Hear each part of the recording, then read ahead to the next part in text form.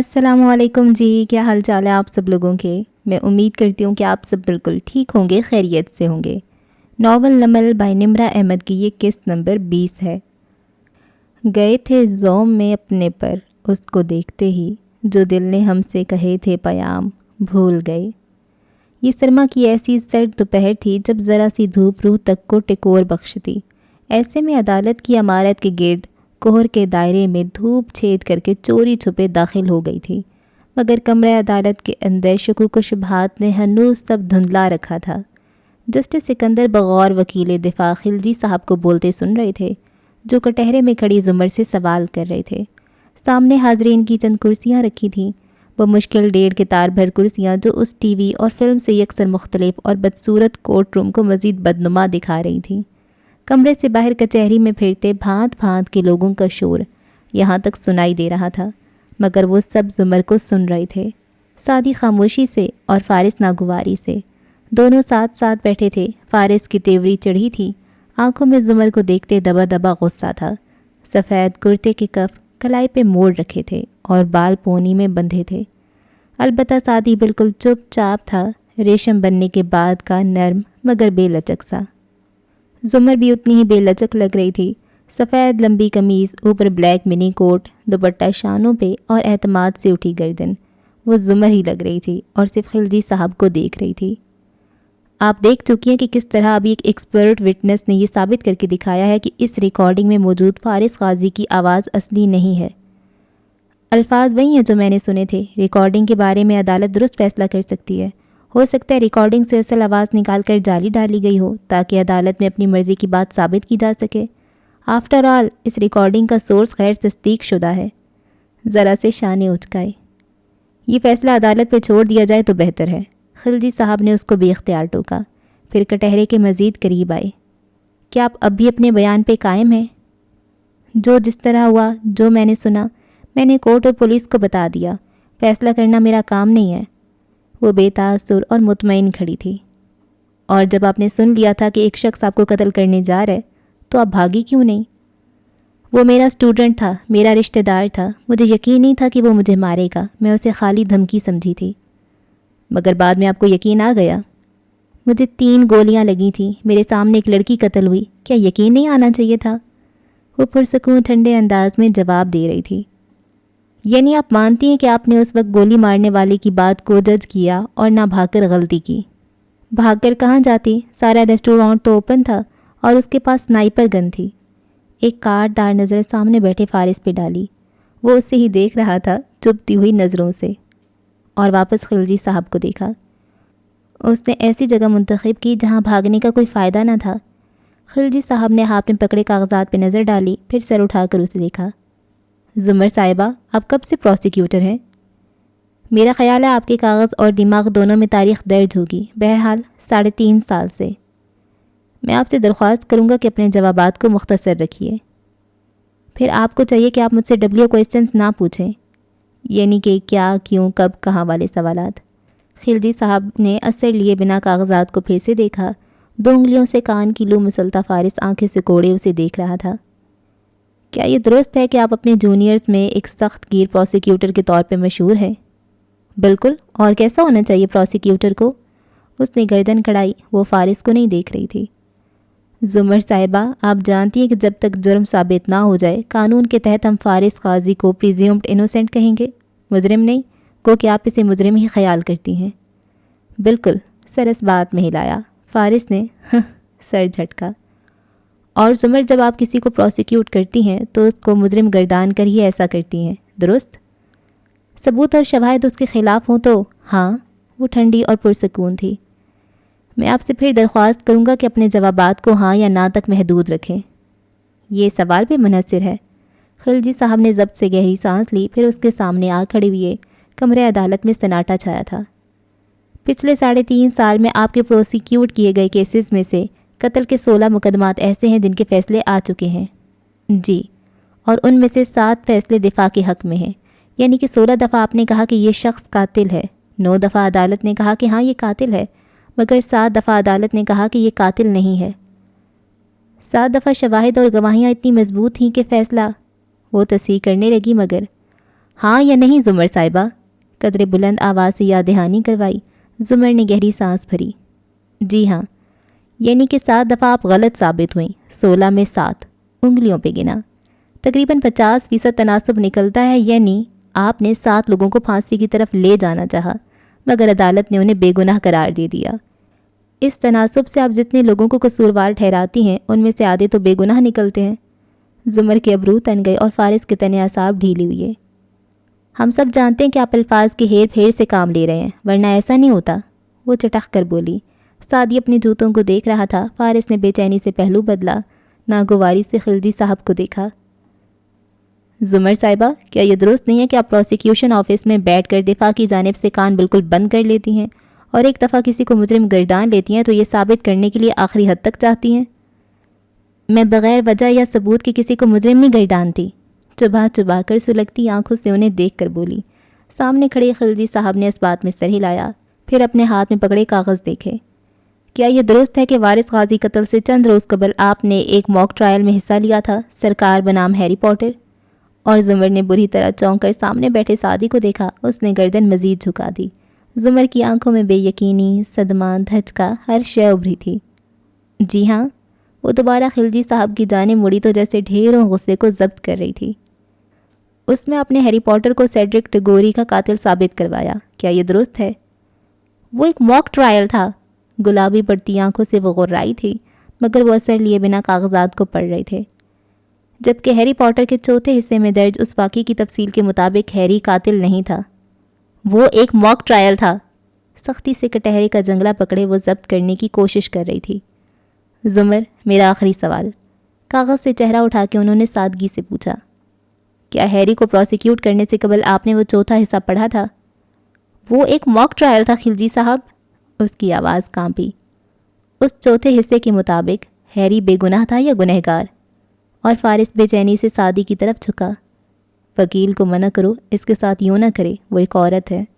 Saadi نے نگاہیں اٹھا کر اسے دیکھا۔ اتنی ہمدردی تھی تو گولی کیوں ماری؟ فارس نے جواباً غصے سے اسے گھورا۔ کیا نہیں ماری تھی؟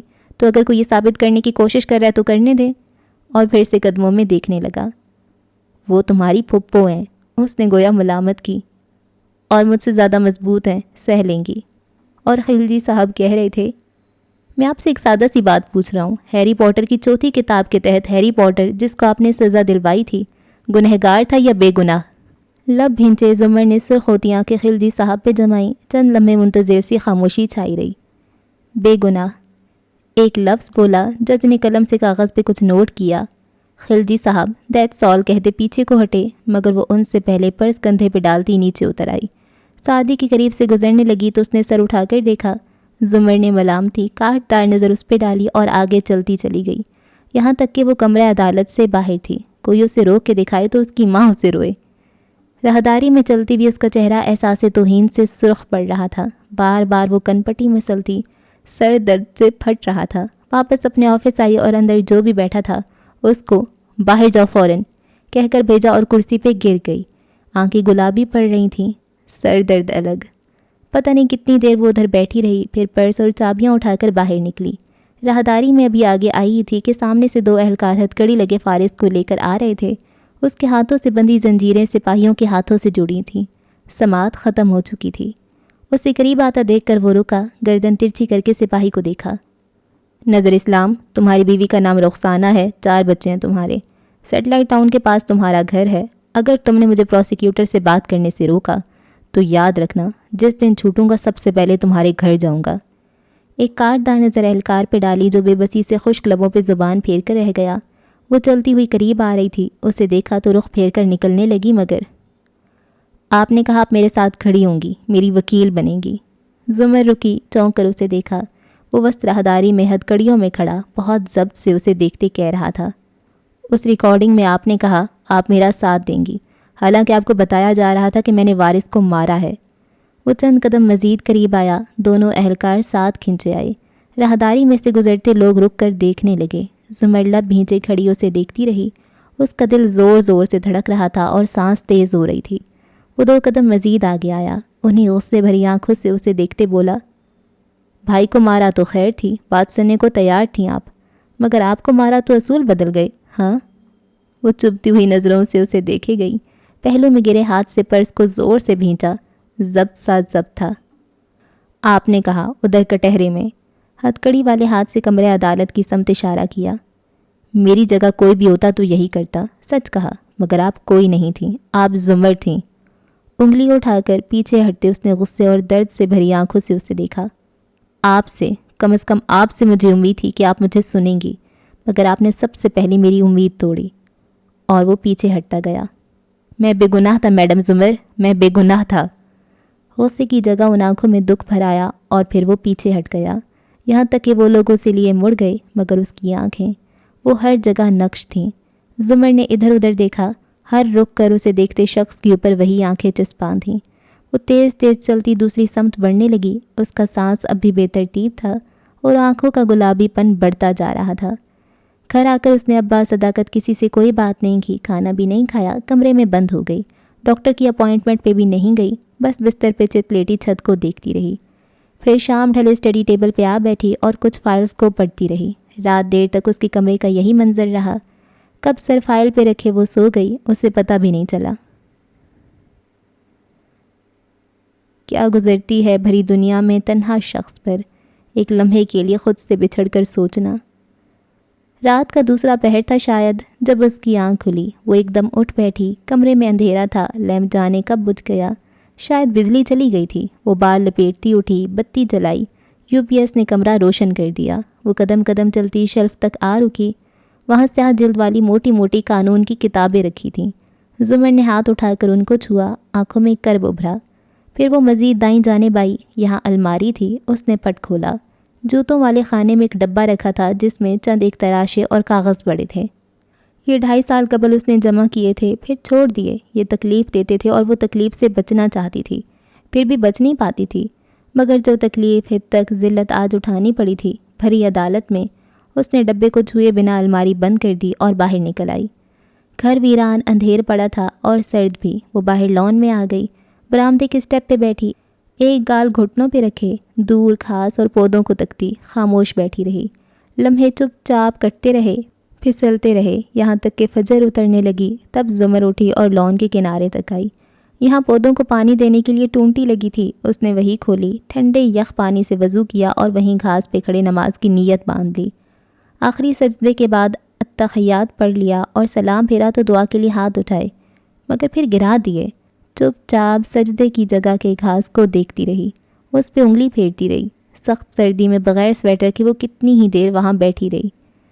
وہ رات اس حوالاتی کوٹڑی میں بھی آنکھوں میں کاٹی گئی تھی۔ وہ ذرا سا کونا جہاں برآمدے کی بتی کی مدھم روشنی گرتی تھی، آج فارس ادھر نہیں لیٹا تھا، وہ دوسری دیوار کے ساتھ بیٹھا تھا، اکڑوں سر دیوار سے ٹکائے، آنکھوں کی پتلیاں سکیڑے دور سلاخوں کے پار دیکھ رہا تھا۔ باہر فجر ابھی تک تازہ تھی، پہرے دار ٹہل رہے تھے، باتیں کر رہے تھے، چند ایک کوٹڑیوں میں سے آوازیں بھی سنائی دے رہی تھیں۔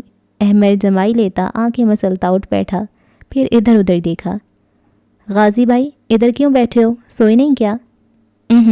وہ باہر دیکھتا رہا، یقیناً وہ کچھ سوچ رہا تھا۔ احمد لبوں پہ ہاتھ رکھ کر جمائی روکتا سیدھا ہو کر بیٹھا، فارس اس سے چند قدم کے فاصلے پر تھا۔ کیا بات ہے، نماز نہیں پڑھی؟ پڑھ لی۔ اس نماز کا کیا فائدہ جس کے آخر میں کوئی دعا ہی نہ مانگی جائے؟ 4 سجدے کیے اور اٹھ گیا۔ پھر وہ خود ہی ہنسا، مگر جب فارس نے کہے کا جواب نہیں دیا تو وہ چپ ہو گیا۔ برے حالوں میں لگ رہے ہو آپ؟ وہ آنکھیں جھپکا جھپکا کر غور سے اسے دیکھنے لگا، پھر قریب کھسک آیا۔ کیا سوچ رہے ہو، اپنے پریزن رائٹس کے بارے میں؟ خلاف معمول فارس بیزار نہیں ہوا، ہلکی سی نفی میں گردن ہلائی۔ پھر کیا چڑیل کے بارے میں؟ کل کورٹ میں پیش ہوئی تھی نا؟ فارس نے اس بات میں سر ہلایا۔ آپ نے بتایا ہی نہیں کل سے کہ کیا ہوا؟ کیا اس نے وہی کہا جو پہلے کہہ چکی تھی یا کچھ نیا تھا اس میں؟ سب پرانا تھا۔ تو اتنے اپسٹ کیوں ہو؟ عدالت نے 9 مہینے بعد کی تاریخ دی ہے۔ تکلیف سے کہتے اس نے گردن پھیر کر احمد کو دیکھا جس کے لب اوہ میں سکڑے۔ 9 مہینے اسٹیپنی، 9 مہینے میں ایک پیشی کا انتظار نہیں کر سکتا۔ مگر آج تو سب کچھ آپ کے حق میں گیا تھا نا؟ مجھے بھی یہی لگا، سادی کو بھی، مگر جب جج نے اگلی تاریخ دی تو میرے وکیل نے بھانپ لیا کہ جج بک چکا ہے۔ تکان سے کہتے اس نے آنکھوں کے درمیان کی ہڈی مسلی۔ اتنے مہینے کے انتظار، حبس کی اتنی راتیں، مگر انصاف کی کوئی امید نہیں۔ احمد نے گردن پھیر کر روشنی والا کونا دیکھا جو آج خالی پڑا تھا۔ مجھے بھی لمبی تاریخ مل گئی ہے، وہ تھوڑی دیر بعد منہ بسورے بولا تو فارس نے چونک کر اسے دیکھا۔ مگر تمہارا وکیل تو ہاشم ہے۔ ہاشم اپنے والد کے مجبور کرنے پہ میرے لیے کوشش کر رہا تھا، مگر اس سے اندر سے مجھ سے کوئی ہمدردی نہیں۔ شروع میں اس نے یوں ظاہر کروایا کہ بس میں رہا ہوا کہ ہوا، مگر اب تک اورنگزیب کاردار مجھے بھولنے لگے ہیں۔ پہلی دفعہ وہ بے فکر اور لاپرواہ نہیں لگا تھا، اسے جیسے اب واقعی فکر ہونے لگی تھی، مگر وہ اسے چھپانے کی صحیح کر رہا تھا۔ فارس نے کرب سے سر جھٹکا۔ پھر اب آپ کیا کریں گے؟ تم کیا کرو گے؟ بلکہ وہ ایک دم احمر کو دیکھنے لگا۔ بلکہ ہم کیا کریں گے؟ تو وہ جو ہنوز اداس بیٹھا تھا چونکا، پھر پیچھے کو ہٹا۔ ایسے کیوں دیکھ رہے ہیں مجھے؟ مشکوک انداز میں اسے گھورا۔ فارس کچھ کہے بنا اس کو دیکھتا رہا۔ نہیں، بالکل نہیں۔ احمد نے جلدی سے ہاتھ اٹھا دیے۔ میں وہ نہیں کرنے والا جو آپ سوچ رہے ہیں۔ میرے پاس ایک پلان ہے اسٹیپنی، اگر تم سننا چاہو تو۔ بالکل بھی نہیں، ہم ایسا کچھ نہیں کریں گے، عدالت پہ یقین رکھیں بس۔ بگڑ کر کہتا وہ پرے لیٹ گیا۔ فارس اسے دیکھ رہا تھا۔ اس نے گھبرا کے کروٹ بھی بدل لی۔ باہر فجر میں ایک ویران صبح کی روشنی گھلتی گئی۔ واجب القتل اس نے ٹھہرایا، آیتوں سے، روایتوں سے مجھے۔ جسٹس مکرم کے چیمبرز میں خاموشی چھائی تھی۔ ہیٹر نے ماحول کو گرم اور خنک کر رکھا تھا۔ زمر سامنے سر جھکائے بیٹھی تھی اور وہ اپنی کرسی پہ براجمان اینک کے پیچھے سے اسے دیکھ رہے تھے۔ مجھے پروسیکیوشن آفس سے استعفیٰ دے دینا چاہیے۔ بہت دیر بعد اس نے سر اٹھایا تو آنکھوں میں تکان تھی۔ کھنگریالی لٹیں دونوں طرف سے گالوں کو چھو رہی تھیں۔ انہوں نے فکر مندی سے اسے دیکھا۔ تمہارے ذہن میں کیا چل رہا ہے زمر؟ یہی کہ میں ایک اچھی پروسیکیوٹر نہیں ہوں۔ میرے خیالات فکسڈ ہو چکے ہیں اور میں تصویر کا دوسرا رخ دیکھنا چھوڑ چکی ہوں۔ وہ یاسیت بھری آنکھیں ان پہ جمائے بدقت ایک ایک لفظ ادا کر پائی۔ جسٹس مکرم نے مایوسی سے نفی میں سر ہلایا۔ سب سے برے مریض ڈاکٹر ہوتے ہیں اور سب سے برے گواہ خود وکیل ہوتے ہیں۔ تم نے یہ ثابت کر دیا۔ پھر قدرے آگے کو جھکے۔ مجھے بلکہ پوری کچہری کو معلوم ہے کہ کل تمہارے ساتھ کیا ہوا۔ دفاعی وکیل گواہ کو ڈسکریڈٹ کرنے کے لیے ہر قسم کا ہتھ کنڈا استعمال کرتے ہیں۔ مجھے امید نہیں تھی کہ تم اس وکیل کی بات دل پہ لے لو گی۔ وہ میرے راستے میں آیا اور اس نے میری آنکھوں میں دیکھ کر کہا کہ وہ بے گناہ ہے۔ وہ چونکے۔ کون؟ فارس، وہ کہہ کر چپ ہو گئی۔ چند ثانیہ کو چیمبرز میں سناٹا چھا گیا۔ کیا اس نے یہ پہلی دفعہ تم سے کہا؟ میں 2.5 برس تک اس سے ملنے سے انکار کرتی رہی، اس لیے نہیں کہ مجھے تکلیف ہوتی ہے، اس لیے بھی نہیں کہ کوئی مجھے ثبوت کیوں نہیں لا کر دیتا۔ یہ وہ بہانے تھے جو میں بناتی تھی، صرف اس لیے کہ مجھے معلوم تھا اگر وہ میرے سامنے آیا اور کہا کہ وہ شرمندہ ہے تو میں اسے معاف کر دوں گی۔ مگر کل وہ سامنے آیا تو کہا کہ وہ بے گناہ ہے، اور میں نے سن بھی لیا۔ اور کیا مان بھی لیا؟ اس بات پہ زمر نے ٹھنڈی سانس بھری اور گردن جھکا کر اپنے ناخن کھرچنے لگی۔ میں کنفیوزڈ ہو گئی، جیسا کہ دفاعی وکیلوں کی خواہش ہوتی ہے، اگر کنونس نہ کر سکو تو کنفیوز کر دو۔ وہ قدرے ناراض نظر آنے لگے۔ زمر نے نفی میں گردن ہلائی۔ شاید وہ ٹھیک ہے، میں اپنے غم، بیماری اور ٹراما میں خود غرض ہو گئی ہوں۔ میں نے دوسری طرف کی کہانی سننا چھوڑ دی ہے۔ مجھے اس کی بات سننی چاہیے تھی۔ وہ قاتل تھا یا نہیں، مجھے اس سے ملنا چاہیے تھا۔ تمہاری جگہ کوئی دوسرا بھی ہوتا تو یہی کرتا۔ مگر میں کوئی دوسری عورت نہیں تھی، میں زمر تھی، مجھے اپنے جذبات ایک طرف رکھنے چاہیے تھے۔ انہوں نے جواباً اکتا کر ناک سے مکھی اڑائی۔ یہ کتابی باتیں ہیں، کوئی بھی انسان اتنا غیر جانبدار نہیں ہو سکتا۔ اگر ایسا ہوتا تو ہمارے دوسرے وکلا ہم ججوں کے سامنے پیش ہونے سے یہ کہہ کر معذرت نہ کر لیتے کہ یہاں کنفلکٹ آف انٹرسٹ آ گیا ہے۔ وکیلوں کے بھی جذبات ہوتے ہیں۔ اور بطور ایک جج آپ کو کیا لگتا ہے سرکار بنام فارس غازی میں مجرم کون ہے؟ وہ بالکل خالی نظروں سے ان کو دیکھتی پوچھ رہی تھی۔ جتنا میں نے اس کیس کے بارے میں سن رکھا ہے، میرا خیال ہے فارس غازی مجرم ہے۔ اینا کے بازو کا کنارہ دانتوں میں دبائے وہ کندھے اچکا کر بولے۔ کیونکہ ثبوت اس کے خلاف ہیں، مگر قانون تو یہ کہتا ہے کہ عدالت کا فیصلہ آنے تک ملزم کو مجرم نہ کہا جائے، بلکہ اسے پریزیومڈ انوسینٹ سمجھا جائے۔ وہ بہت تکلیف میں بول رہی تھی۔ یہ درست ہے۔ اور قانون یہ بھی کہتے کہ اگر ایک طرف ملزم کے خلاف شواہد کا پہاڑ ہو مگر دوسری جانب اتنا ذرا سا، انگوٹھا اور انگشت شہادت قریب کر کے بتایا، اتنا ذرا سا بھی شک ہو، ریزنیبل ڈاؤٹ ہو، تو ہمیں ملزم کو بری کر دینا چاہیے، کیونکہ 100 گنہگاروں کو بری کر دینا ایک معصوم کو سزا دینے سے بہتر ہے۔ اور پھر وہ خاموش ہو گئی۔ چند لمحے اسی سناٹے میں پھسل گئے۔ میں نے اس کی آنکھوں میں دیکھا اور وہ جھوٹ نہیں بول رہا تھا سر۔ اینک کا ہینڈل چباتے ہوئے انہوں نے ہنکارا بھرا۔ تو تمہیں کیا ڈر ہے؟ اگر میری وجہ سے ایک بے گناہ آدمی کو سزا ہوئی تو میں زندگی میں کبھی دوبارہ لاء نہیں پریکٹس کر سکوں گی۔ जस्टिस मुकर्रम आगे को हुए, सोचते हुए ऐनक के किनारे से मेज़ पे नादीदा लकीरें खींची। तो फिर क्या वो बेगुनाह है? मेरे पास बहुत कुछ है जो उसको मुजरिम साबित करता है मेरी नज़रों में, मगर उनके पास रीज़नेबल डाउट है, और अगर मैं उन दोनों को उन पलड़ों में रखूं, मेज़ पे रखे डेकोरेशन तराजू की समत इशारा किया, तो रत्ती भर शक का पलड़ा हमेशा झुक जाएगा। शक क्या है? वो आवाज़ जो मैंने सुनी वो जाली थी, ये मेरे लिए मानना बहुत मुश्किल है, आपके लिए भी होगा, लेकिन वो बेचैनी से आगे को हुई। अब 2 बातें हैं। अव्वल, कातिल फारिस ही था और ये ऑडियो रद्दोबदल के बाद पेश की गई है, इसलिए वो लोग उसका सोर्स नहीं बता रहे। दोम, एक गहरी सांस ली। ऑडियो असली है, वो फारिस नहीं था, वो एक जाली आवाज़ थी। तुम्हारा दिल क्या कहता है? दिल से आखिरी फतवा लिया जाता है, पहला नहीं। मुझे मालूम है कि वही मुजरिम है, उसी ने किया ये सब, लेकिन और यहीं आकर उसका पूरा वजूद कर्म में मुब्तला हो जाता। तुम्हारे दिल में शक आ गया? जुमर ने इस बात में सर हिलाया। और तुमने उसका हल ये सोचा कि तुम फरार हो जाओ इस्तीफ़ा देकर? मैं फ़रार नहीं हो रही, मैं शायद इस कुर्सी की मुस्तहिक नहीं हूँ, शायद प्रोसिक्यूशन की कुर्सी पे बैठकर मैं दूसरा रुख देखना छोड़ चुकी हूँ। जब अदालत में उस वकील ने यह कहा कि तुम्हारे इतने केसेस के फ़ैसले तुम्हारे ख़िलाफ़ आए हैं, तो तुमने उसे सच क्यों नहीं बताया? और सच क्या था? वो उदासी से मुस्कराई। ये कि उन केसेस में मुल्ज़िम बरी इसलिए हुए थे कि कभी गवाह डर गए या बिक गए, कभी जज हिम्मत न कर सके, कभी सबूत नहीं थे, कभी शक का फ़ायदा दिया गया। मैं रोज़ कितनी ही ऐसे केसेस में लोगों को बरी करता हूँ जहाँ मुझे मालूम होता है कि ये मुल्ज़िम ही मुजरिम है, मगर मेरे सामने इतने सबूत ही पेश नहीं किए जाते जो उनको जेल में रोक सके। प्रोसिक्यूटर का काम हक़ाइक़ और शवाहिद सामने लाना होता है, और तुम एक बेहतरीन प्रोसिक्यूटर हो जुमर। फिर गहरी सांस लेकर पीछे हुए। रहा फारिस गाजी का केस, तो उसके खिलाफ इतने सबूत हैं कि तुम ना गवाही देती तभी वो जेल में होता। फिर भी अगर तुम्हें लगता है कि उसके बेगुनाह होने का ज़रा सा भी चांस है, तो तुम अपनी गवाही वापस ले लो और जाकर एक दफ़ा उसकी बात सुन लो। अगर वो कहे कि वो बेगुनाह है तो यकीन मत करना, क्योंकि सब मुल्ज़िम यही कहते हैं, लेकिन अगर इसके अलावा कोई और बात कहे तो ध्यान से सुन लेना। जुमर ने इस बात में सर हिलाया और उठ खड़ी हुई। थैंक यू सर, मैं बेहतर महसूस कर रही हूँ। मैं अपनी गवाही वापस ले लूँगी, गो कि मुझे अभी तक खुद पे यकीन है, मगर इस केस से अलग होने के लिए मैं ये ज़रूर करूँगी। कहते हुए वो पहली दफ़ा कदरे सुकून से मुस्कराई। वो वाकई बेहतर महसूस कर रही थी। अब कि हम बिछड़े तो शायद कभी ख्वाबों में मिलें, जिस तरह सूखे हुए फूल किताबों में मिलें। जेल के बरामदे में मामूल की आवाज़ें गूंज रही थीं। सहन में कैदी इधर उधर चलते फिरते काम करते दिखाई दे रहे थे। एक कोने में सरमा की धूप से बेनियाज वो दोनों भी मौजूद थे।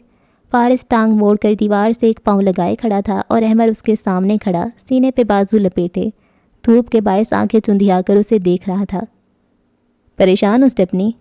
नहीं यार। अहमद ने बेचैनी से सर झटका और पुतलियाँ सुकेड़कर दूर सफ़ेद कपड़ों वाले कैदियों को देखने लगा। ए, हाशिम ने उसके चेहरे के आगे हाथ हिलाया। मसला है कोई? हाशिम इस समात पे नहीं आया, टाले जा रहे, अगले हफ्ते भी मालूम नहीं आई या नहीं। और उन ढेर सारे दिनों में पहली दफ़ा वो मायूस नज़र आने लगा था। हाशिम के वादों पे रहोगे तो यही होगा। फिर इधर उधर सरसरी सा देखा और अहमद के कदरे करीब हुआ। मुझे या तुम्हें कोई अदालत यहाँ से नहीं निकालेगी, अब भी वक्त है, मेरे प्लान के बारे में सोचो। अहमद ने हल्का सा इस बात में सर हिलाया। फारिस ने हाथों में पकड़ा कागज़ का टुकड़ा मुंह में डाला और चबाती हुई गर्दन मोड़कर सामने देखने लगा। एक अहलकार उसी तरफ आ रहा था। तुम्हारी मुलाकात आई गाजी, उसने फारिस को मुखातिब किया। कौन है? कागज़ चबाते उकताहट से पूछा। प्रोसिक्यूटर साहिबा। कागज़ उसके हलक में फंस गया। हिलते जबड़े रुके, चौंक कर उसे देखा, फिर अहमद को। वो भी एकदम सीधा हुआ। चुड़ैल आई है आपसे मिलने? शौक इतना शदीद था कि उसे वो टोक भी ना सका, बस कागज़ मुंह से उगला और खामोशी से सिपाही के पीछे हो लिया। जब उस कमरे में दाखिल हुआ तो मेज़ के उस पार कुर्सी पे वो बैठी थी। घुंघराले बाल आधे कैचर में बंधे थे, टांग पे टांग जमाए, शॉल कंधों के गिर्द, और बार बार कलाई की घड़ी देखती। आहट पे नज़रें उठाईं, वो छोटे छोटे कदम उठाता आया और उसके सामने बैठा। बाल वैसे ही पोनी में थे और शेव हल्की हल्की सी नज़र आती थी। Long time madam. आंखें सुकेड़ कर उसे देखा। जुमर ने सर को हल्के से इस बात में जुम्बिश दी। Long time Faris. और तीखी नज़रें उस पर मरकूज़ कर दी। हाथ गोद में रख लिए और मुठ्ठियाँ ज़ब्त से भींच लीं। जहन के पर्दों पे वही आवाज़ें गूंजने लगीं। मैं तुम्हें सिर्फ एक गोली मारूंगा जुमर, आई एम सॉरी। उसने उन तकलीफ दे यादों को जहन से झटकना चाहा, मगर यह आसान न था। सो دونوں آمنے سامنے بیٹھے تھے اور وہ اس کی آنکھوں میں دیکھتا منتظر تھا۔ میں تمہیں سننے آئی ہوں، تم 2.5 سال سے یہی درخواست کرتے رہے ہو نا، تو اب میں یہاں ہوں، کہو جو بھی کہنا ہے۔ فارس کے لبوں پہ تلخ مسکراہٹ بکھری۔ دیر کی آپ نے آنے میں، اب مجھے آپ کے قانون سے کوئی امید نہیں رہی۔ وہ خاموشی سے اسے دیکھے گئی۔ بتاؤں کیا کہنا ہے مجھے آپ سے؟ وہ ہاتھ باہم ملا کر میز پہ رکھے آگے کو جھکا اور چبا چبا کر ہر لفظ ادا کیا۔ یہی کہ میری بیوی کی موت کے ذمہ دار آپ بھی ہیں۔ آپ کو چاہیے تھا کہ آپ اس کا ہاتھ پکڑتی اور وہاں سے بھاگ جاتی۔ آپ کو اسے بچانا چاہیے تھا، اس کی حفاظت کرنی چاہیے تھی، مگر اپنی دوسروں کو قائل کرنے کی مہارت پہ یقین کر کے آپ نے اسے بھی نقصان پہنچایا اور خود کو بھی۔ زمر اب کوہنی کرسی کے ہاتھ پہ رکھے انگلی تھوڑی تلے جمائے اسے دیکھ رہی تھی۔ میرے پاس اپنے دفاع میں کہنے کو کوئی لمبی چوڑی بات نہیں ہے، دل اچاٹ ہو گیا اس قانون سے۔ صرف اتنا کہوں گا کہ 3 سال آپ کے شہر میں گزارے۔ اتنا تو جانتی تھیں آپ مجھے کہ ایک دفعہ میری بات سن لیتی، اتنا تو یاد رکھتی کہ آپ میری ٹیچر تھیں، ایک دفعہ تو تصویر کا دوسرا رخ دیکھتی۔ وہ پھر رکا کہ شاید وہ کچھ بولے، مگر وہ چپ چاپ سن رہی تھی۔ ناک کی لونگ ہنوز دمک رہی تھی۔ فارس نے اس لونگ پہ نظریں جمائیں تو لہجے کی کڑواہٹ زائل ہونے لگی، اعصاب قدرے ڈھیلے پڑے۔ مجھے قاتل سمجھتی ہیں تو سمجھیں میڈم، جو دل میں آئے سمجھیں، مگر ایک دفعہ میرے کیس کو ضرور دیکھیں اور وہ بھی خود دیکھیں۔ وہ واپس پیچھے ہوا۔ کچھ کہیں گی نہیں آپ؟ اب کہ اس کا لہجہ دھیما تھا، نرم تھا۔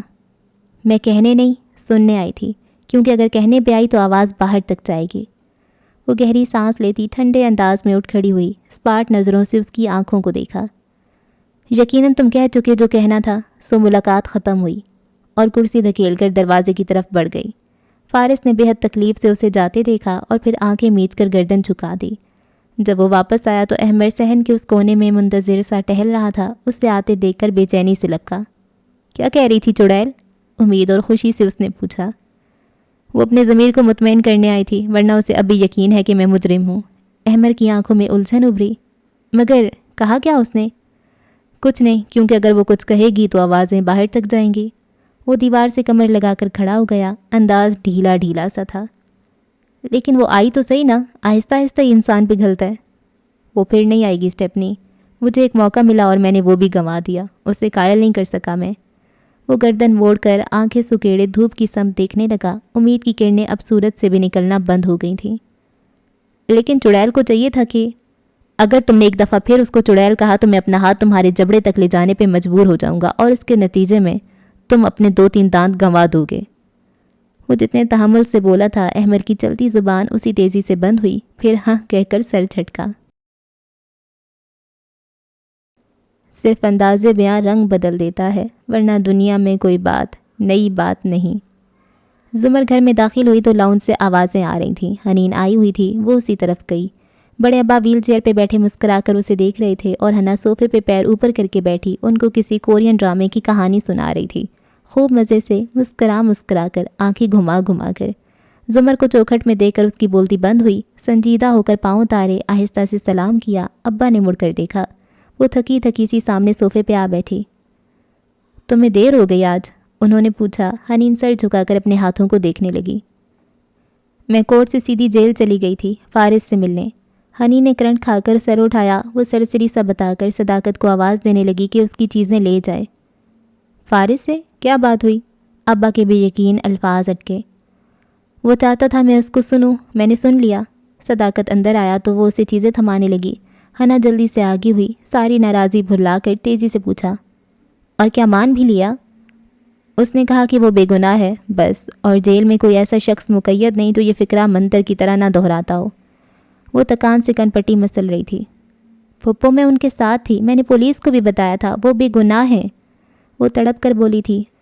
زمر نے آنکھیں کھول کر اسے دیکھا، انگلی سے برابر کن پٹی مسلتی رہی۔ ہنا بچے، میں تمہیں کٹہرے میں نہیں کھڑا کرنا چاہتی، مگر آپ ایک دفعہ مجھ سے تو پوچھیں کہ کیا ہوا تھا۔ اوکے حنین یوسف، اس نے اس بات میں سر ہلایا، پیچھے ہو کر بیٹھی، ٹانگ پہ ٹانگ جمائی۔ شروع کرتے ہیں پھر۔ حنین نے کمر سیدھی کر لی۔ بڑے ابا خاموشی سے بے بسی سے ان دونوں کو دیکھنے لگے جو آمنے سامنے بیٹھی تھیں، اور دونوں کے درمیان بہت سا فاصلہ تھا۔ اس روز جب مجھ پہ فائرنگ کی گئی تم ہوٹل کے کمرے میں تھیں، 1 سے 3:30 بجے تک تقریباً۔ جی؟ اس نے گردن کڑائی۔ اور اس دوران فارس کہیں نہیں گیا؟ زمر سنجیدگی سے سوال کر رہی تھی۔ نہیں، وہ ہمارے ساتھ تھے۔ اور اس دوران تم بھی کہیں اٹھ کر نہیں گئی؟ جی نہیں۔ تم سارا وقت اسی کمرے میں تھی؟ جی۔ اور اس دوران تم نے فارس سے نظر نہیں ہٹائی؟ فارس اور علیشا کے سوا کسی سے کوئی بات بھی نہیں کی؟ نہیں۔ پولیس کو بھی تم نے بالکل یہی کہا تھا۔ کیا میں اسے تمہارا حتمی بیان تصور کر لوں؟ جی میم پروسیکیوٹر۔ کافی اعتماد سے گردن کڑائے وہ بولی۔ زمر نے آنکھیں میچیں، گہری سانس لی اور اٹھ کر باہر نکل گئی۔ چند لمحے بعد وہ دوبارہ کمرے میں آئی تو اس کے ہاتھ میں وہی باکس تھا جو وہ الماری میں جوتوں کے خانے میں رکھتی تھی۔ یہ تمہاری امی کے موبائل کا بل ہے، وہ موبائل جو اس روز تمہارے پاس تھا۔ ہنی نے قدرے حیرت سے وہ کاغذ تھاما اور جب اس پہ نگاہیں دوڑائیں تو اس کا چہرہ سفید پڑنے لگا۔ تم نے پولیس کو بھی کہا کہ تم نے اس دوران کسی سے کوئی بات نہیں کی، یعنی ایک لمحے کو بھی تم فارس سے غافل نہیں تھی، جبکہ اس بل کے مطابق تم نے 1:30 بجے اپنے گھر 4 منٹ اور 2:45 بجے اپنی ایک دوست کو 10 منٹ کے لیے کال کی۔ پھر ایک دوسرا کاغذ اس کے سامنے کیا۔ یہ اس ہوٹل کے لابی کی CCTV کیمرے کا ایک سٹل امیج ہے۔ اس میں تم نیچے ایک شاپ میں کھڑی دکھائی دے رہی ہو اور وقت ہوا ہے 2:17، مگر تم نے کہا تھا کہ تم اس دوران کمرے سے کہیں نہیں گئی۔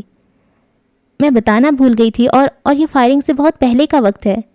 اس نے مجھے چہرے کے ساتھ وضاحت دینے کی کوشش کی۔ ہنا بچے، میں نے تم سے اس بارے میں کوئی بات اس لیے نہیں کی کیونکہ میں جانتی تھی تم 2.5 گھنٹے ایک کمرے میں ٹک کر نہیں بیٹھ سکتی۔ میں یہ بھی جانتی ہوں کہ تم نے یہ باتیں کیوں نہیں بتائیں، تم فارس کو پروٹیکٹ کرنا چاہتی تھی۔ مگر ہنا، یہ گواہی کا معاملہ ہے اور گواہی کے معاملے میں ہمیں اگر کسی کی ایک بات جھوٹ معلوم ہو تو اس کی باقی ساری باتیں بھی سچی نہیں رہتی۔ میں تھک گئی ہوں، آرام کرنے جا رہی ہوں، آپ لوگ باتیں کریں۔ وہ نرمی سے کہتی کاغذات واپس ڈبے میں ڈالتی اٹھ گئی۔ حنین چہرہ جھکائی کتنی ہی دیر اسی طرح بیٹھی رہی اور ابا وہ بس افسوس سے اسے دیکھتے رہے۔ اگر ان کے خاندان کے سارے لوگ ایک دن کے لیے اپنی ذہانت پہ بھروسہ کرنا چھوڑ دیں تو کتنا اچھا ہو۔ میں چاہتی ہوں میرا عکس مجھ کو لوٹا دے، وہ آئینہ جسے ایک بار میں نے دیکھا تھا۔ اس روز چھوٹے باغیچے والے گھر میں حنین کی چیخ پکار لگی تھی۔ اپنے کمرے کی ساری الماریاں تلپٹ کیے وہ کاغذات ڈھونڈ رہی تھی۔ میٹرک کی سند، بے فارم، شناختی کارڈ۔ ہمیشہ داخلے کی آخری تاریخ سر پہ آئی کھڑی ہوتی اور اس کے کاغذات نہیں مل رہے ہوتے تھے۔ اس تلاش کے کتنے عرصے کی کھوئی ہوئی درجنوں چیزیں مل جاتی مگر اصل شے ندارد رہتی۔ کتنی دفعہ کہا ہے اپنی چیزیں ترتیب سے جوڑ کر رکھا کرو، لوگوں کی بیٹیوں کو دیکھے کبھی کیسے ہر چیز۔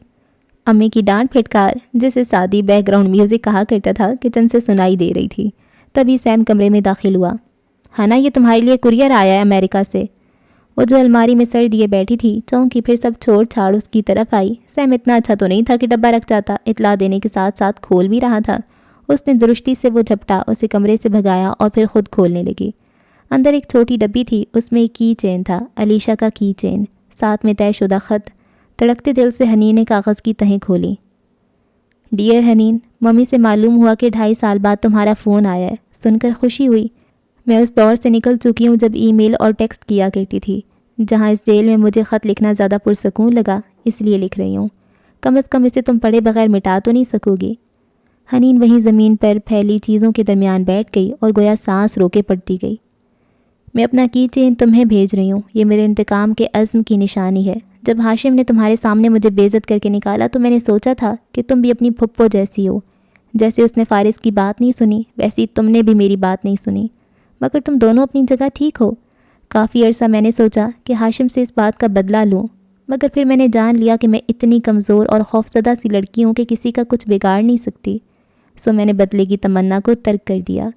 یہ کی چین بھی تمہیں دے رہی ہوں، سب لوگوں میں سے صرف تمہیں۔ لاکٹ بھی اس لیے تمہیں دیا تھا کہ ایک دن ہم محرم راز بن جائیں گے اور تم میرے ساتھ کھڑی ہوگی، مجھے میرا حق مل جائے گا۔ مگر وہ دن اب کبھی نہیں آئے گا حنین۔ مایوسی انسان کو دبا کر دیتی ہے، مجھے بھی کر دیا۔ میں نے ڈرگز میں فرار چاہی، جرائم میں چاہی، اب لگتا ہے زندگی ضائع کر دی۔ تمہیں یہی بتانے کو خط لکھ رہی ہوں کیونکہ مجھ میں اور تم میں ذہانت کے علاوہ اور بھی کچھ مشترک ہے، ہماری برائی کی طرف مائل ہونے والی طبیعت۔ کہتے ہیں ہر انسان کے اندر 2 بھیڑیے ہوتے ہیں، ایک اچھائی کا، دوسرا برائی کا۔ غالب وہی رہتا ہے جس کو ہم کھلاتے پلاتے ہیں۔ میں تمہیں بتاؤں حنین، میرے اندر کا منفی بھیڑیا غالب آ گیا اور میں نے وہ کر دیا جسے دنیا جرم کہے، دھوکہ کہے یا ڈرگز کہے، خدا اسے ایک ہی لفظ سے پکارتا ہے، گناہ۔ اور میں تمہیں بتاؤں تمہارا بھی بدی کا بھیڑیا جلد یا بدیر غالب آئے گا، اس لیے متنبہ کر رہی ہوں، گناہ مت کرنا، کسی کی کمزوری کو شکار مت کرنا، کسی کی اچھی نیچر سے فائدہ مت اٹھانا۔ اور میں یہ بھی جانتی ہوں کہ تم ایسا ضرور کرو گی کیونکہ تم بھی ایول جینیس ہو، شاید مجھ سے بھی زیادہ۔ تو بس اتنا جان لو حنین کہ ہر گناہ صرف توبہ کر لینے سے معاف نہیں ہو جاتے، بڑے گناہوں کے بڑے کفارے ہوتے ہیں۔ سو کچھ بھی غلط مت کرنا، کیونکہ کفارے دیتے تمہاری زندگی بیت جائے گی اور غم کم نہیں ہوگا۔ مجھے اس خط کا جواب مت دینا، میں اس قید میں کچھ عرصہ مزید رہنا چاہتی ہوں، کسی بھی تعلق کی امید کے بغیر۔ مجھے میری غلطیوں کے لیے معاف کر دینا، میں بھی تمہیں تمہاری اچھائیوں کے لیے معاف کرتی ہوں۔ دن کے آخر میں ہم تینوں ایک سے ہیں، میں، تم، زمر، کمزور چونٹیاں جو ہمیشہ اپنے سے کئی گنا بڑا دشمن بناتی ہیں۔ فقط علیشہ کاردار۔ حنین کا چہرہ سفید تھا اور لب جامنی، آنکھوں کی پتلیاں ساکت تھیں، کپ کپاتے ہاتھ کاغذ پہ جمے تھے۔ وہ بس شل بیٹھی بار بار ان الفاظ کو پڑھ رہی تھی۔ کسی نے گردن دبوچ کر اسے اپنی ہی ذہانت اور قابلیت کی تاریک سرنگ سے نکال کر حقیقت کے روشن کمرے میں لا کھڑا کیا تھا، اور اس کمرے میں ہر طرف آئینے تھے اور ان میں نظر آتے سیاہ سفید عکس اس کے وجود کو کرچی کرچی کر رہے تھے۔ باہر سے آتی ندرت، اسامہ، ٹی وی، سب کی آوازیں اس کے لیے لایعنی ہو چکی تھیں۔ وہ نمک کا مجسمہ بنی اس کاغذ کو ہاتھ میں لیے فرش پہ بیٹھی تھی۔ میٹرک، ایف ایس سی کے رزلٹ کارڈ، بہترین طالبہ کے سرٹیفکیٹ، فلاں اور فلاں ایوارڈ، سب اس کے آس پاس بکھرا ہی تھا، اور وہ ان سب جھوٹے کاغذاتوں کے ڈھیر میں ایک سچے پرچے کو پکڑے بیٹھی تھی۔ زندگی میں پہلی دفعہ حنین ذوالفقار یوسف خان نے خود سے سوال کیا، وہی جو وارث ماموں کے قتل کی رات فارس نے ہوٹل میں تب پوچھا تھا جب اس نے اس لونگ کا ذکر کیا تھا۔ تم کون ہو حنین؟ اور ارد گرد لگے آئینوں کی دیواریں کہہ رہی تھیں، ایک کمزور کا شکار کرنے والی غارت کر، ایک بے بس انسان کی جان لینے والی حنین۔ خود سے بھی کوئی ربط نہیں میرا ان دنوں، تجھ سے تعلقات کی تجدید کیا کروں۔ پبلک پروسیکیوشن آفس کی کھڑکی سے سرما کی دھوپ چھن کر آتی میزوں پہ رکھی فائلوں کو چمکا رہی تھی، مگر موسم سے بے نیاز زمر سنجیدگی سے بصیرت صاحب سے وہ پوچھ رہی تھی جو ان کو الجھا رہا تھا، کیا آپ نے اس کیس میں کسی دوسرے مشتبہ شخص کو چیک کیا تھا؟ زمر، یہ رکھی ہیں ساری فائلز۔ انہوں نے جیسے ہاتھ اٹھا دیے، اور آپ جس دن کہیں میں یہ کیس آپ کو دینے کو تیار ہوں، اوپر بات کر لوں گا میں۔ مجھے یہ کیس فائلز نہیں دیکھنی، نہ یہ کیس چاہیے۔ وہ گویا کسی ناپسندیدہ شے سے دور ہٹی۔ میں صرف اتنا جاننا چاہتی ہوں کہ کیا آپ نے اس کیس کے ویسے تفتیش کی تھی جیسے آپ کو کرنی چاہیے؟ کیا آپ کو فارس کے قاتل ہونے پہ شبہ ہے؟ وہ حیران تھے۔ نہیں، مگر میرے خیالات سے فرق نہیں پڑتا، میں اس کیس کی پروسیکیوٹر نہیں ہوں، آپ ہیں، میں وکٹم ہوں، دوسرا رخ نہیں دیکھنا چاہتی۔ میں یہ پوچھ رہی ہوں کہ آپ نے کسی دوسرے سسپیکٹ کو چیک کیا تھا؟ ظاہر ہے میں نے کیا تھا، ہر اس شخص کو جس کا کیس سے ذرا سا بھی تعلق بنتا تھا۔ وہ پھر کوئی فائل اٹھانے لگے، مگر زمر نے ہاتھ اٹھا کے انہیں روک دیا۔ مجھے کوئی فائل نہیں دیکھنی، میں نے خود کو اس کیس سے لا تعلق کر لیا ہے، مجھے بس زبانی بتا دیں کہ آپ کو کوئی ایسی چیز ملی جو فارس کو بے گناہ ثابت کرتی ہو۔ یہ کتنا تکلیف دہ تھا، مگر اسے کہنا تھا۔ نہیں، کوئی بھی چیز کسی بھی دوسرے شخص کی طرف اشارہ نہیں کرتی تھی۔ وہ چند لمحے لب بھینجے ان کی آنکھوں میں دیکھتی رہی۔ کیا آپ نے ہاشم کاردار کو چیک کیا تھا؟ چند لمحے سناٹا چھا گیا۔ اسی وقت زمر کا فون بجا، حنین کی امی کا نمبر تھا۔ اس نے عجلت میں کال اٹھائی۔ پھپھو، وہ حنین تھی۔ حنین، میں ذرا بزی ہوں، تھوڑا ٹھہر کے کال کرتی ہوں۔ اور بصیرت صاحب کو دیکھا، اس کی توقع کے برعکس وہ بولے، وہ ان پہلے لوگوں میں سے تھے جن کو میں نے چیک کیا تھا، کیونکہ فارس کا اصرار تھا یہ وارث کے قتل کو کور کرنے کی سازش ہے۔ تو ہو سکتا ہے کہ وارث قاضی کے پاس ہاشم کا کوئی کیس ہو جس کو چھپانے کے لیے ہاشم نے اسے قتل کروایا ہو۔ مگر انہوں نے فائل کھولی اور اس میں رکھے فوٹو سٹیٹ صفحے کی طرف اشارہ کیا۔ زمر کی نگاہیں اس پہ جھکیں۔ یہ ان تمام کیسز کی فہرست ہے جو وارث قاضی کے پاس تھے، ان میں ہاشم یا اس کے باپ کا کوئی کیس شامل نہیں تھا۔ زمر چند لمحے کو چپ سی ہو گئی، وہ مسلسل کچھ سوچ رہی تھی۔ ہم سب جانتے ہیں بصیرت صاحب کہ ہاشم کتنا کرپٹ ہے، کیا ایسا ہو سکتا ہے اس کے خلاف نیب میں ایک کیس بھی نہ ہو؟ آپ غلط سمجھیے، غازی کے پاس اس کا کیس نہیں تھا، دوسرے 18 آفیسرز کے پاس اس کے 20 کیسز پر تفتیش ہے۔ اوہ، اس کے تنیا اعصاب ڈھیلے پڑے۔ تو میں نے وارث کے موجودہ کیسز سے متعلقہ افراد کو چیک کیا، کسی کے خلاف کچھ نہیں ملا۔ میں نے ان تمام آفیسز سے بھی فردن بات کی جو ہاشم کے کیسز دیکھ رہے تھے، اور مجھے یہ معلوم پڑا کہ ہاشم یا اس کے خاندان نے کبھی بالواسطہ ان لوگوں کو کوئی دھمکی نہیں دی۔ سب جانتے ہیں نیب کیسز کا کچھ نہیں بنتا، اور وہ ان کو ڈرا دھمکا کر یا رشوت دے کر ان کا منہ بند نہیں کرتا، بلکہ ان کو کورٹ میں لا کر بہت فخر سے اپنا دفاع کر کے ان کو خوار کیے رکھتا ہے۔ اگر تو ہاشم کا کوئی کیس وارث کے پاس ہوتا تو تب بھی میں فرض کر لیتا کہ ہو سکتا ہے وارث کو کوئی ایسی بات معلوم ہوئی ہو جو ہاشم کے لیے نقصان دہ ہو، مگر اس کا تو سرے سے کوئی کھاتا ہی وارث کی طرف نہیں کھلتا۔ زمر نے فائل بند کر کے پرے کر دی۔ اس کا دل اچاٹ ہو گیا تھا۔ زمر، فارس غازی نے 2 قتل کیے ہیں۔ اس نے یہ بات خود آپ سے کہی تھی۔ اس کو نہیں معلوم تھا کہ آپ بچ جائیں گی اور سب کو بتا دیں گی، اس لیے۔ مگر وہ مجھے ہسپتال دیکھنے آتا رہا تھا میرے بیان سے پہلے۔ اس نے دوبارہ مجھے مارنے کی کوشش کیوں نہیں کی؟ پتہ نہیں کیوں وہ اس کی طرف سے صفائی دینے کی کوشش کر رہی تھی۔ اتنی سیکیورٹی اور پولیس کی تعیناتی کے باعث وہ ایسی کوشش کرنے کی بیوقوفی کیسے کر سکتا تھا؟ وہ الٹا حیران ہوئے۔ کیا آپ کو وہ بے گناہ لگنے لگا ہے؟ یہی تو سارا مسئلہ ہے۔ میرے نزدیک وہ گنہگار ہے اور میں چاہ کر بھی کوئی ایسی وجہ نہیں ڈھونڈ پا رہی جو اس کو ان جرائم سے بری کر دے۔ وہ گہری سانس لے کر اٹھ کھڑی ہوئی۔ حنین ان کاغذوں کے ڈھیر کے بیچ ہنوز بیٹھی موبائل پہ نمبر ملا رہی تھی، پہلی دفعہ ہچکچاہٹ سے، پھر بے چینی سے اور پھر بے قراری سے، اور اب دیوانگی سے بار بار زمر کو نمبر ملا رہی تھی۔ آنسو اس کی آنکھوں سے بہہ رہے تھے۔ اسے لگا وہ چند سال پیچھے چلی گئی ہے، جب چھت پہ اندھیرے میں بیٹھے زمر نے نرم لہجے میں سیم اور اسے جنات کا قصہ سنایا تھا۔ تب اسے لگا تھا جنات سے زیادہ طاقتور انسان ہوتا ہے، اور اس کے لیے وہ انسان زمر تھی جو اس کا ہر مسئلہ حل کر سکتی تھی۔ اب بھی اسے یہی لگ رہا تھا۔ درمیان کے ماہ و سال اور ان کی تلخی کہیں کھو سی گئی تھی۔ صرف زمر تھی جس کو وہ اپنا مسئلہ بتا سکتی تھی، اور زمر نے 7ویں کال اٹھا کر بس اتنا کہا، حنین میں بزی ہوں، تمہیں ذرا دیر تک کال کرتی ہوں۔ اور وہ خاموش آنسوؤں کے ساتھ فون ہاتھ میں لیے بیٹھی رہ گئی۔ کافی دیر بعد وہ بجا۔ اس نے دیکھا زمر کا نمبر آ رہا تھا۔ اس کی آنکھوں میں غصہ اترا۔ ہتھیلی کی پشت سے آنکھیں رگڑی اور کال اٹھائی۔ ہاں ہنا، سوری، میں اس وقت، وہ نرمی سے کہنے لگی تھی مگر اس نے درستی سے بات کاٹی۔ سوری مجھے کہنا چاہیے، غلطی سے کال کر لی تھی، کسی اور کو ملا رہی تھی، بائے، اور فون رکھ دیا۔ آنسو پھر سے بہنے لگے۔ اتنے سال بعد اس نے پہلی دفعہ زمر کو پکارا تھا مگر وہ مصروف تھی۔ کیا اس کی مصروفیت حنین کی بھیگی روندھی آواز سے زیادہ اہم تھی؟ اس کا دل ٹوٹ سا گیا۔ زمر کی پھر سے کال آنے لگی مگر حنین نے موبائل آف کر دیا۔ علیشہ ٹھیک کہتی تھی، وہ جلد یا بدیر کوئی ایسا گناہ ضرور کرے گی جس کا کفارہ اسے پوری زندگی دینا پڑے گا۔ بس علیشہ کو یہ معلوم نہیں تھا کہ حنین وہ گناہ چند ماہ پہلے ہی کر چکی تھی۔ ہجر کی رات کاٹنے والے، کیا کرے گا اگر سحر نہ ہوئی؟ حنین کی ادھوری انکہی کال اس کے ذہن میں اٹک سی گئی تھی۔ اس صبح بھی وہ سماعت ختم ہوتے ہی کورٹ روم سے نکلنے کی بجائے کرسی پہ بیٹھ گئی اور ابا کو کال ملانے لگی۔ آج دھوپ نہیں نکلی تھی اور سرد کمرہ عدالت میں صبح بھی بتیاں جلی تھیں۔ جسٹس صاحب اپنے چیمبرز میں واپس جا رہے تھے۔ اہلکار احمد شفیع نامی لڑکے کو واپس لے جانے کی تیاری کر رہے تھے۔ ہاشم پھر نہیں آیا تھا اور سب کا وقت ہی ضائع ہوا تھا۔ وہ اطراف میں نظریں دوڑاتی ابا کو جاتی گھنٹی سن رہی تھی۔ آپ نے پوچھا ہنا سے؟ ان کا سلام سنتے ہی وہ سر جھکائے مدھم سا پوچھنے لگی۔ میں نے کال کی تھی، وہ جلدی میں تھی، کہہ رہی تھی کہ غلطی سے تمہیں کال کر دی۔ تم پریشان مت ہو، کوئی بات نہیں ہے۔ کوئی بات تھی، وہ ٹھیک نہیں تھی، آپ دوبارہ پوچھنے کی کوشش کریں۔ تم خود اس کے گھر چلی جاؤ۔ اور ابا کی تان یہیں آ کر ٹوٹا کرتی تھی۔ زمر نے رہنے دے ابا کہہ کر کال کاٹی تو احساس ہوا سفید شلوار قمیض میں کوئی اس کے سامنے آ کھڑا ہوا ہے۔ چونک کر سر اٹھایا تو وہ احمر تھا۔ اہلکار بھی ساتھ تھے۔ زمر نے ادھر ادھر دیکھا، کمرہ خالی ہو رہا تھا۔ میم، وہ ملتجی بے چین سے انگریزی میں کہنے لگا، مجھے آپ سے بات کرنی ہے۔ اپنے وکیل کے بغیر آپ کو مجھ سے بات نہیں کرنی چاہیے، نرمی سے کہتی وہ اٹھی، پرس کندھے پہ لٹکایا۔ پروسیکیوٹر بصیرت کہاں ہے؟ مجھے ان کا پوچھنا ہے، کہہ کر اس نے پھر اہلکاروں سے درخواست کی کہ چند لمحے مزید اس کو بات کرنے دیں۔ وہ 1 ہفتے کی چھٹی پہ گئے ہیں۔ وہ موبائل پرس میں ڈالتی جانے کو مڑی۔ مجھے غازی کے بارے میں بتانا ہے، فارس غازی، وہ کچھ غلط کرنے جا رہا ہے۔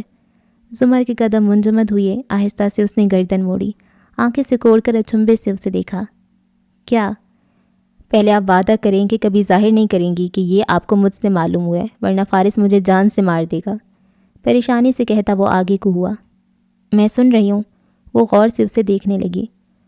اس نے کچھ پلان کی ہے، اسے عدالت سے امید نہیں رہی تو وہ جیل میں کچھ لوگوں سے انتقام لینے جا رہا ہے۔ وہ کچھ ساتھیوں کے ساتھ جیل میں ریورٹس کرنے جا رہا ہے، اور اس فساد میں کچھ لوگ جان سے بھی جائیں گے۔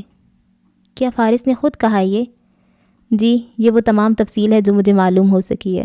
وہ مجھے بھی اس میں شامل کرنا چاہتا ہے مگر میں نے ابھی اسے حتمی جواب نہیں دیا۔ ساتھ ہی ایک مڑا توڑا کاغذ اس کی جانب بڑھایا۔ زمر نے کاغذ پکڑ کر کھوجتی نظروں سے اسے دیکھا۔ اور آپ مجھے یہ کیوں بتا رہے ہیں؟ مجھے پولیس پہ اعتبار نہیں ہے، کسی وکیل کو بتانا زیادہ بہتر لگا مجھے۔ آپ اس کو رنگے ہاتھوں پکڑوا سکتی ہیں۔ اب مجھے جانا چاہیے۔ جیسے کوئی اس طرح اب ختم ہوا، وہ پرسکون سا سانس لیتا اہلکاروں کے ہمراہ مڑ گیا۔ زمر کاغذ ہاتھ میں لیے کھڑی سوچتی نظروں سے اس طرف دیکھتی رہی جہاں سے وہ گیا تھا۔ جب وہ اپنی حوالاتی کوٹھڑی تک واپس لایا گیا تو سپہر اتر چکی تھی۔ سپاہی نے سلاخوں کا دروازہ کھولا، وہ اندر آیا تو دروازہ مقفل کر دیا گیا۔ احمد قدم قدم چلتا دیوار تک آیا اور پھر فرش پہ اکڑوں بیٹھ گیا۔ فارس چند قدم دور اسی طرح بیٹھا تھا۔ احمد قریب آیا تو اس نے غور سے اس کے چہرے کا جائزہ لیا۔ کہاں تھے؟ گردن موڑ کر اسے دیکھا جو قریب بیٹھا اپنے گھٹنوں کو دیکھ رہا تھا۔ کچہری۔ معلوم ہے، مگر کچھ اور بھی ہوا ہے کیا؟ وہ غور سے احمد کے چہرے کو دیکھ رہا تھا۔ وہی جو ہونا چاہیے تھا۔ بک بھی چکو، وہ اکتا گیا۔ احمد نے ہولے سے گردن موڑ کر اسے دیکھا۔ میں نے انہیں بتا دیا کہ آپ جیل میں ریورس شروع کرنے لگے ہیں۔ چند لمحے کوٹڑی میں سناٹا چھا گیا، فضا بوجھل ہو گئی۔ اور اس نے یقین کر لیا؟ فارس کے پوچھنے پر احمد مسکرایا، ایک ایک حرف پہ، اور اس کے ہاتھ پہ ہاتھ مارا۔ دونوں ہلکے سے ہنس دیے۔ یہ وہ ان چند دفعہ میں سے تھا جب احمد نے اسے ہنستے دیکھا تھا۔ گڈ۔ پھر سے سنجیدہ ہوتے ہوئے فارس نے جیب سے مڑا توڑا کاغذ نکالا اور سامنے پھیلایا۔ پھر باہر دیکھا، اہلکار دور تھے۔ وہ مدھم آواز میں کہنے لگا، جمعرات کی رات فیصلے کی رات ہوگی۔ اگر اس نے یقین کر لیا کہ ہم ریورس شروع کرنے لگے ہیں تو وہ لوگ جیل کے شمالی حصے پہ ادھر نقشے پہ ایک جگہ انگلی رکھی، اپنی نفری 3 گنا بڑھا دیں گے۔ ایسے میں جنوب مشرقی دیوار پہ نفری کم ہو جائے گی۔ ہم فساد نہیں کریں گے، ہم اس طرف صرف آگ لگائیں گے۔ یہ ہمارا ڈائیورژن ہوگا اور یوں ہم جنوب مشرقی حصے سے نکل جائیں گے۔ جانتا ہوں ہم کوئی 300 دفعہ اپنا منصوبہ دہرا چکے ہیں، اب تو میں خود کو آدھا جیل سے باہر تصور کرنے لگا ہوں۔ وہ رکا۔ فارس جو کاغذ لپیٹ رہا تھا قدرے چونکا۔ 1 منٹ، تمہارے چہرے پہ کچھ اور بھی لکھا ہے۔ اس نے غور سے احمد کو دیکھا۔ کوئی مسئلہ ہے کیا؟ دراصل وہ اٹکا، پھر اٹھ کر چند قدم مزید دور جا بیٹھا کہ اگلی بات سن کر فارس غازی اس کا گریبان نہ جھپٹ لے، اور کان کھجاتی ہوئے سادگی سے بولا، پروسیکیوٹر بصیرت چھٹی پہ ہیں۔ فارس کو شوق لگا۔ تو تم یہ ساری بکواس کس سے کر کے آئے ہو؟ میں نے پوچھا تھا پولیس کو نہیں انوالو کرنا۔ وہ چڑیل کو بتایا ہے۔ اور اس کے گویا 14 طبق روشن ہو گئے۔ کیا بک رہے ہو؟ میں نے منع کیا تھا کہ… وہ غصے سے چلانا چاہتا تھا مگر پہرے دار قریب آ رہے تھے، سو تیش بھری آواز ذرا دبائی۔ اس سے کیوں کہا؟ اگر آپ اپنا غصہ ایک طرف رکھ کر میری بات سنیں تو زیادہ اچھا ہوگا۔ پوری کچہری میں سب سے زیادہ آپ کو سزا کون دلوانا چاہتا ہے؟ ظاہر ہے چڑیل۔ بصیرت صاحب شاید میری بات پہ کان ہی نہ دھرتے، مگر وہ دھرے گی، اور اس سے بہتر موقع نہیں ملے گا آپ کو سزا دلوانے کا۔ اور پھر بصیرت صاحب تھے ہی نہیں، ہفتے بعد آئیں گے، اور میں ہفتے بعد ان سے کیسے ملوں گا؟ اگر درخواست کروں ملنے کی تو ان کو شک نہیں ہوگا کہ اتنے اعلان کیوں کر رہا ہوں؟ میرے پاس صرف آج کا دن تھا اور میں نے وہی کیا جو بہتر لگا۔ اس کو استعمال کر کے جیل نہیں توڑنا مجھے، وہ ناگواری سے غرایا۔ اس طرح تو وہ ساری عمر سمجھے گی کہ میں مجرم تھا۔ جب آپ جیل توڑیں گے تو سب یہی سمجھیں گے، پھر مسئلہ کیا ہے؟ اور فارس چپ ہو گیا، دونوں ہاتھوں میں سر تھاما، آنکھیں بند کر کے کن پٹی مس لی۔ یہ ٹھیک نہیں ہے، میں اس کو استعمال نہیں کرنا چاہتا۔ کیوں؟ دور بیٹھے احمد نے پتلیاں سکیڑ کر اس کا چہرہ تکا۔ آپ دونوں کے درمیان کچھ رہا ہے کیا؟ اس نے چونک کر سر اٹھایا، آنکھوں میں ناگواری آئی۔ بالکل بھی نہیں۔ اچھا سوری، مجھے یوں ہی لگا۔ کیا لگا؟ اس کا سانس رک گیا۔ نہیں، دراصل اتنا کچھ ہو جانے، اتنے سال گزر جانے، آپ سے اتنی نفرت ہونے اور آپ کے خلاف ہر جگہ بیان دینے کے باوجود بھی جب آپ اس کا ذکر سنتے ہیں تو کچھ آتا ہے آپ کے چہرے پہ۔ اور پھر چڑیل بھی، سوری، زمر بھی ابھی تک آپ کو فارس کہہ کے بلاتی ہے۔ اس نے ہر چیز کے بعد بھی فرسٹ نیم ٹرمز ختم نہیں کی۔ ایسے کسی عورت کا نام نہیں لیتے۔ ہر وقت فضول بک بک نہ کیا کرو، دماغ گھوما ہوا ہے میرا اس وقت۔ اس نے درشتی سے ڈپٹ کر رخ پھیر لیا۔ احمد کو اب اس کا چہرہ نظر نہیں آ رہا تھا، سو شانے اچکا کر رہ گیا۔ اچھا سوری، غلطی سے کہہ دیا۔ خیر، پھر آرام سے لیٹ گیا، بازوؤں کا تکیہ سر تلے رکھا۔ آپ باہر جا کر کیا کریں گے؟ میں تو امریکہ بھاگ جاؤں گا، یہاں تو نوکری کر بھی نہیں سکتا۔ اور وہ بولے جا رہا تھا اور فارس چہرہ موڑے دیوار کو دیکھ رہا تھا۔ آپ لوگوں کے کہے پر اکھڑ جاتے ہیں، لوگ تو جھوٹ بھی 100 طرح کے گھٹ جاتے ہیں۔ عین اس وقت جب وہ دونوں اس کوٹھڑی میں یوں بیٹھے تھے، چند میل دور کاردارز کی کمپنی کے ٹاپ فلور کی راہداری میں زمر ایک بینچ پہ بیٹھی تھی۔ دونوں ہاتھوں میں کافی کے 2 ڈسپوزیبل گلاس تھے۔ ایک سے وہ کچھ سوچتے ہوئے وقفے وقفے سے گھونٹ پڑ رہی تھی، دوسرے کا ڈھکن بند تھا۔ نگاہیں راہداری میں گزرتے لوگوں پہ جمی تھیں۔ دفتن وہ کھڑی ہوئی، کیونکہ دوسری جانب سے ہاشم چلتا آ رہا تھا، ایک ہاتھ میں بریف کیس، دوسرے میں پکڑے موبائل پہ بٹن دباتا۔ زمر کے قریب وہ رکا، پہلے اس کے پیر دیکھے، پھر نظریں اٹھائیں۔ وہ بند ڈھکن کا گلاس اس کی طرف بڑھائی ہوئی کھڑی تھی۔ ہاشم کھل کر مسکرایا۔ بغیر چینی کے گلاس پکڑتے ابرو اٹھائی زمر نے سر کو خم دیا۔ بغیر چینی کے، اور دونوں ساتھ ساتھ چلنے لگے۔ ویسے آپ تو شہر سے باہر گئے ہوئے تھے۔ آپ مجھ سے سماعت پہ غیر حاضری کی باز پرس کرنے نہیں آئیں، جانتا ہوں۔ وہ کام بتائیے جو آپ کو ادھر کھینچ لایا۔ وہ گھونٹ بھرتے ہوئے مسکرا کر پوچھ رہا تھا۔ دونوں ہاشم کے آفس کی سمت جا رہے تھے۔ کچھ دیر کے لیے میرے ساتھ احمد شفیع کا وکیل بنے بغیر بات کر سکتے ہیں آپ؟ میں سن رہا ہوں۔ احمد کتنا قابل بھروسہ انسان ہے؟ کافی حد تک۔ ہاشم نے شانے اچکائے۔ میرے والد کے ساتھ اس نے کافی عرصہ کام کیا، گو کہ میں اسے پسند نہیں کرتا، مگر وہ ایک قابل اعتبار انسان ہے۔ کیوں؟ اب غور سے چلتی زمر کو دیکھا۔ کیا اس کی کسی بات پہ بھروسہ کرنے میں آپ کو دقت پیش آ رہی ہے؟ وہ ذرا سا مسکرائی۔ تو وہ ایسا شخص ہے جس پہ اعتبار کیا جا سکتا ہے؟ ہاں، وہ اچھا لڑکا ہے، مگر ہوا کیا ہے؟ دونوں اب آفس کے دروازے کے سامنے کھڑے تھے۔ آپ کافی ختم کیجئے۔ وہ مسکرا کر مڑ گئی تو ہاشم نے پیچھے سے پکارا۔ میں اس مشورے کے بدلے میں ضرور کوئی فیور مانگوں گا۔ آپ کب بدلہ نہیں مانگتے؟ وہ رکے بنا آگے چلتی گئی۔ وہ ٹیپ آپ کو کہاں سے ملی؟ ہاشم نے عقب میں پکارا۔ زمر بیچ راہداری میں رکی، ایڑیوں پہ گھومی، اچنبھے سے اسے دیکھا۔ کون سی ٹیپ؟